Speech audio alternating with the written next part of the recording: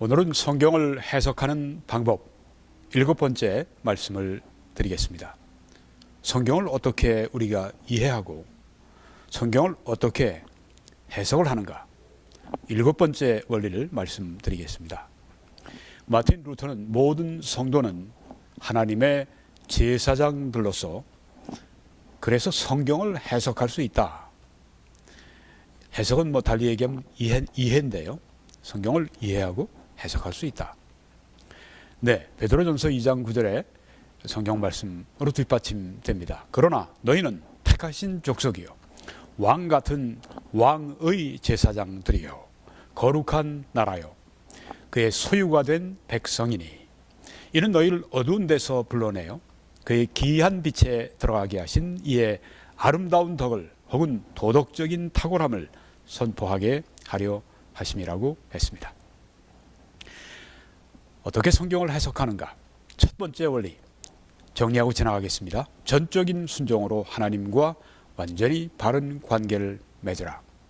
두 번째 원리 당신이 원하는 바를 하나님이 가르쳐 주시기를 바라지 말고 하나님이 당신에게 가르쳐 주기를 원하시는 바를 찾기를 결정하라. 세 번째 가장 정확한 본문을 구하라. 네 번째 본문의 가장 정확하고 문자적인 뜻을 찾으라.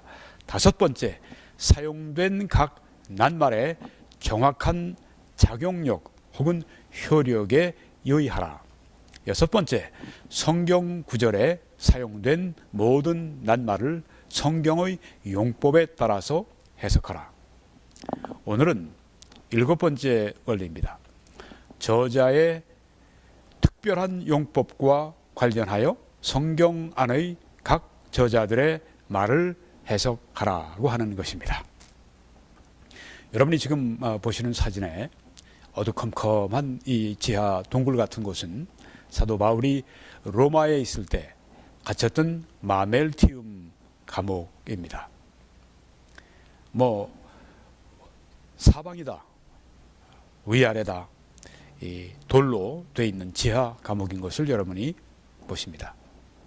성경에는 사도 바울이 가장 많이 하나님의 말씀을 받아 기록을 했는데요.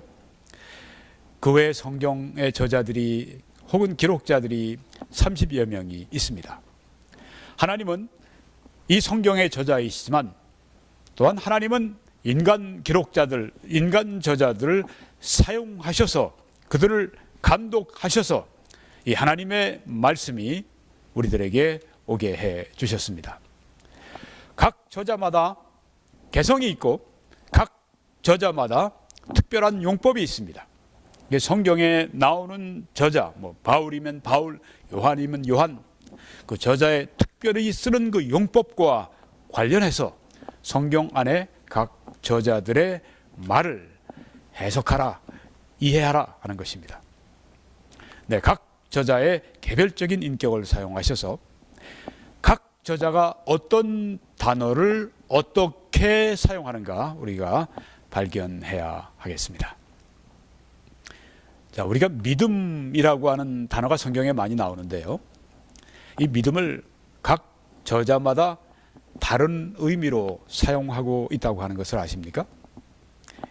예를 들어서 야고보, 사도 바울, 사도 요한 믿음을 다 쓰는데 특별한 용법으로 쓴다고 하는 것입니다. 믿음을 야고보는 이렇게 씁니다. 말씀에 대한 하나님의 말씀에 대한 지적인 확신, 그러니까 머리로만 동의하는 거예요. 말씀에 대한 지적인 확신. 바울과 요한은 어떻습니까? 말씀에 대한 지적인 것뿐 아니라 감정, 의지, 아주 전인적인 그런 것이 포함된 확신을 믿음이라 이렇게 의미하고 사용을 합니다. 자, 성경 본문 말씀에 들어가 보면 야고보서 2장 19절에 네가 하나님은 한 분이신 줄을 믿느냐? 잘하는도다. 귀신들도 믿고 떠느니라. 그렇게 여기 말씀을 했습니다. 하나님이 한 분이시다. 믿느냐? 잘하는 것이다. 그런데 너만 그렇게 믿는 것이 아니라 귀신들도, 즉 악령들도 그렇게 믿고 떤다고 했습니다. 여기 악령들은 어떻게 하나님을 믿고 있습니까? 하나님에 관해서 아는 것입니다. 이 하나님을 온 마음으로 하나님을 믿고 섬기는 것이 아니라 하나님이 한 분이시라고 하는 그 사실을 악령들도 지적으로 알고 있습니다. 자, 여기에서 지금 사도 야고보가 사용하는 믿느냐 하는 이 단어의 믿음이라고 하는 것은 어떤 믿음인가? 그 지적인 그런 의미의 동의, 그런 믿음을 여기에 말하고 있다고 하는 것입니다. 아주 믿음, 여기에 말하는 것은 그 나의 지성과 감정과 의지를 다 포함해서 믿는 그런 믿음의 의미가 아니라고 하는 것입니다. 그런데 로마서 10장 9절 10절을 보면 네가 만일 네 입으로 예수를 주로 시인하며 또 하나님께서 그를 죽은 자 가운데서 살리신 것을 네 마음에 믿으면 구원을 받으리라고 말씀을 했습니다. 자, 조금 전에 야고보서에서 나온 말씀은 마귀들, 이 악령들도 귀신들도 하나님이 한 분이신 줄을 믿고 떤다고 했습니다. 근데 악령들은 구원을 못 받습니다. 자, 여기에 말씀 보니까 이렇게 믿으면 구원받는다고 했습니다. 악령들은 이렇게 믿지 못합니다. 귀신들은 이렇게 믿지 못합니다. 그렇지만 사람들은 이렇게 믿으면 구원을 받는다고 했습니다. 여기에서 믿음은 어떤 것입니까? 믿음은 나의 지성과 감정과 의지, 나의 모든 것, 나의 인격의 전부가 포함되어 있는 확신을 말하는 것입니다. 어떻게 되면 구원받는가? 예수를 주로 우리 입으로 시인하고, 마음에 믿으니까 시인하는 것이겠죠. 이것은 내 마음에 믿는다고 하는 것을 전제로 한 그런 입술의 시인을 말합니다. 또 하나님께서 그를 죽은 자 가운데서 살리신 것을 네 마음에 믿으면 구원을 받으리라고 말씀했습니다. 여기에 믿음은 전인적인 믿음, 나의 지정의가 다 포함되는 그런 믿음을 여기에 말씀하고 있다고 하는 것입니다. 사람이 마음으로 믿어 의에 이르고 입으로 시인하여 구원에 이르느니라. 입으로 시인한다고 하는 것은 마음으로 믿은 바를 표현하는 것을 말합니다. 믿을 때 여기에서 이 믿음은 그저 단순히 하나님이 한 분이신 줄 믿고 떠는 그 마귀의 지적인 믿음이 아니라, 마귀는 하나님을 그렇게 믿는다 할지라도 그 하나님께 순종할 줄 모르고 하나님의 말씀을 따르지 않습니다. 여기에 이 믿음은 어떤 믿음입니까? 하나님의 말씀을 전폭적으로 믿고 시인하고 확신하는 것을 말하는 것입니다. 요한복음 20장 31절을 보면 오직 이것을 기록함은, 여기에 이 기록된 것은, 요한복음에 기록된 것은 너희로 예수께서 하나님의 아들 그리스도이심을 믿게 하려 하며 하고 말씀을 했습니다. 지정의로 다 믿는 것입니다. 또한 이 믿음은 하나님의 선물입니다. 우리 어떤 개인적인 그 의지력을 가지고 내가 믿겠다고 그러고 믿는 그런 인간적인 믿음이 아니라 이 믿음은 하나님의 선물인 것입니다. 하나님의 성령이 나로 하여금 예수 그리스도가 하나님의 아들이신 나의 구주이신 것을 믿게 해 주시는 것입니다. 이런 믿음을 여기에 말씀하고 있습니다. 마귀가 믿는 것처럼 하나님은 한 분이신 줄 믿고 그냥 예수님이 하나님의 아들이신 걸 믿고 떨고 그 정도가 아니라 여기에 이것은 예수 그리스도를 나의 구주로 영접하고 믿는 그 믿음을 여기에 말씀하고 있습니다. 또 너희로 믿고 그 이름을 힘입어 생명을 얻게 하려 함이니라 말씀을 했습니다.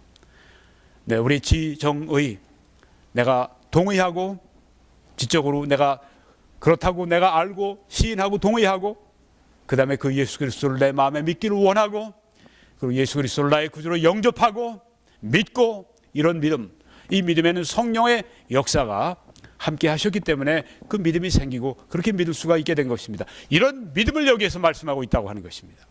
요한일서 5장 1절 5절에 보면 예수께서 그리스도이심을 믿는 자마다, 예수가 그리스도이심을 믿는 자마다, 여기서 믿음은 바로 그런 믿음 말합니다. 나의 지성과 감정과 의지가 모두 포함되어 있는, 그리고 성령의 감동을 받아 예수께서 나의 구주이심을 믿는 그 믿음, 믿는 자마다 하나님께로부터 난 자니, 예수 그리스도를 믿는 사람들은 하나님으로부터 출생한 거듭난 사람들입니다. 또한 낳으신 이를 사랑하는 자마다, 하나님을 사랑하는 자마다 그에게서 난 자를 사랑하느니라고 말씀을 했습니다. 예수께서 하나님의 아들이심을 믿는 자가 아니면 세상을 이기는 자가 누구냐 말씀을 했습니다. 여기에 이 믿음은 바로 그런 믿음입니다. 나의 지성과 감정과 의지, 나의 전인격이 믿는 그 믿음을 말하는 것이고, 또한 여기 성령의 감동을 받은 그 믿음을 여기에 말씀하고 있다고 하는 것입니다. 이제 8번째, 성경을 해석하는 방법 8번째 원리에 대해서 이어서 말씀을 드리겠습니다. 이 원리는 무엇입니까? 성경에 각 구절이 있습니다. 그런데 이것을 이해하고 해석하기 위해서는 문맥과 관련해서 해석하라고 하는 것입니다. 문맥은 그 구절의 앞뒤에 그 내용을 말합니다. 구절 하나만 딱 뽑아가지고 이것이 믿음이라고 얘기하다가 잘못되고 이단에 빠지는 그런 사람들이 얼마나 많이 있습니까? 이 각 구절을 문맥과 관련해서 해석하는 것, 아주 중요한 것입니다. 여러분이 지금 사진에 보시는 이 바위돌들, 여기에 지금 물도 흘러가는데요, 여기가 유대 광야를 지금 보여주고 있습니다. 네, 문맥과 관련해서 성경을 해석하십시오. 사도행전 2장 39절에 보면 이런 말씀이 있습니다. 이 약속은 너희와 너희 자녀와 모든 먼 데 사람 곧 주 우리 하나님이 얼마든지 부르시는 자들에게 하신 것이라. 이 약속은 모든 하나님이 부르시는 모든 백성들에게 속하는 약속입니다. 그럼 여기 약속은 무엇입니까? 어떤 사람들은 이 구원의 약속을 말합니다. 이렇게 말을 합니다. 아니면 이게 성령 충만의 약속입니까? 어떤 약속입니까? 자, 모든 먼 데 사람, 하나님이 부르시는 모든 사람들에게 하신 그 약속이 무엇인가? 구원의 약속인가? 아니면 성령의 충만의 약속인가? 그 앞절을 보시면, 자, 문맥을 본다고 하는 건 그 앞뒤를 보는 건데, 이 전절을 보시면 이렇게 나옵니다. 베드로가 이르되 너희가 회개하여 각각 예수 그리스도의 이름으로 세례 침례를 받고 죄 사함을 받으라. 그리하면 성령의 선물을 받으리니 하고 말씀을 했습니다. 회개하고 예수 그리스도의 이름으로 세례 침례를 받고 죄 사함을 받으라. 어떤 사람들은 그래서 세례 받고 혹은 침례 받아야 죄 사함 받는다고 해석을 하는 사람들이 있습니다. 그게 문맥과 맞습니까? 성경의 다른 부분과 맞습니까? 교회의 의식이 귀한 것이지만 그 의식이 사람을 구원합니까? 세례를 받거나 침례를 받으면 그 사람이 죄사함 받고 그 사람이 천국 백성 되고 그렇게 됩니까? 성경이 그렇게 가르칩니까? 아닙니다. 여기 세례 침례를 받는 이유는 믿었기 때문입니다. 예수 그리스도를 회개하고 예수 그리스도를 나의 구주로 믿고 받아들였기 때문에 그 결과로 받는 것입니다. 세례 침례를 받는 것입니다. 그럼 죄사함을 받는다. 자, 그 다음에 나온 말씀이 그리하면 성령의 선물을 받는다고 했습니다. 네, 여기에서 우리가 그 전에 약속, 그 다음에 나오는 그 약속, 이 약속은 모든 그런 하나님이 부르시는 사람들에게 주신 약속인데, 아까 그 약속이 무엇인가? 구원의 약속을 말하는 것인가? 아니면 성령의 충만함의 약속을 말하는 것인가? 여기 나와 있지 않습니까? 그 전절에 그리하면 성령의 선물을 받는다. 이 성령의 선물이 약속이라고 하는 것입니다. 여기 성령의 선물이 무엇입니까? 성령의 충만입니다. 아라이 토레이 박사님은 성령의 세례 침례라고 이렇게 말합니다. 아라이 토레이 박사님은 성령의 충만의 처음, 성령의 충만함 받았을 때 그 경험을 성령의 세례, 성령의 침례라 그렇게 말하고, 그 이후부터는 성령의 충만이다 그렇게 용어를 정리를 해 주는데요. 네. 하여간에 여기 그 약속이라고 하는 것은 성령의 약속, 성령의 선물, 성령의 충만함, 성령의 부으심을 말씀하고 있다고 하는 것입니다. 요한복음 14장 18절의 말씀을 보겠습니다. 내가 너희를 고아와 같이 버려두지 아니하고 너희에게로 오리라. 예수님 말씀하셨습니다.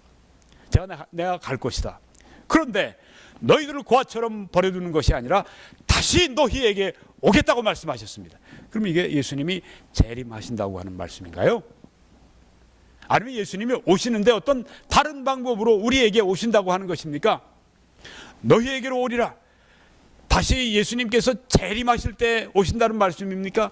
아니면은 재림 전에 어떤 방법으로 우리에게 오신다는 말씀입니까? 달리 얘기하면 성령의 내주하심을 통해서 우리에게 오신다는 말씀입니까? 어떻게 할 수가 있습니까? 이 말씀만 봐서는 이쪽 저쪽 다 맞는 것 같아요. 우리가 문맥을 보면 저 앞뒤 전후의 말씀을 보면 이게 분명하게 나온다고 하는 것입니다. 그래서 이 성경의 각 구절을 문맥 컨텍스트와 관련해서 해석을 하고 이 성경을 이해하라고 하는 말씀입니다. 자, 이게 우리 R.A. 토레이 박사님의 여기에 대한 해설을 좀 보겠습니다. 이것은 어떤 오심을 말하는가? 그리스도의 재림을 말하는가? 아니면 그리스도가 그들의 심령에 거하시기 위해 성령 안에서 오심을 말하는가? 그리스도가 재림하실 때 그리스도의 이 나타나심을 사람들이 다 볼 수 있습니다. 그리스도의 눈을 볼 수 있을 것입니다. 그리스도의 영광스러운 모습을 볼 수 있을 것입니다. 근데 여기에 말씀하는 이것은 그런 재림이 아니라 성령 안에서 오심을 말한다고 하는 것을 의미하고 있습니다. 영어로도 나와 있는데요. 제가 좀 읽겠습니다. To what coming does this refer? The second coming of Christ or His coming in the Holy Spirit to dwell in their hearts? 예수님이 오시는데 in the Holy Spirit, 성령 안에서 오신다고 하는 것입니다. 왜? To dwell in their hearts, 성도들의 심령에 거하시기 위해 예수님이 오시는데 어떻게 오시는가? 성령 안에서 오신다. 즉 성령이 오시면 그 안에 예수 그리스도가 함께 오신다는 말씀입니다. 성령, 예수 그리스도 본질상 하나이시기 때문에 그렇습니다. 성령이 오실 때 본질상 예수 그리스도께서 함께 오신다고 하는 말씀입니다. 요한복음 14장 16절, 이제 우리가 이 문맥을 통해서 좀 전에 요한복음 14장 18절의 말씀을 이제는 요한복음 14장 16절 말씀을 가지고 문맥을 가지고 이해를 하는 것입니다.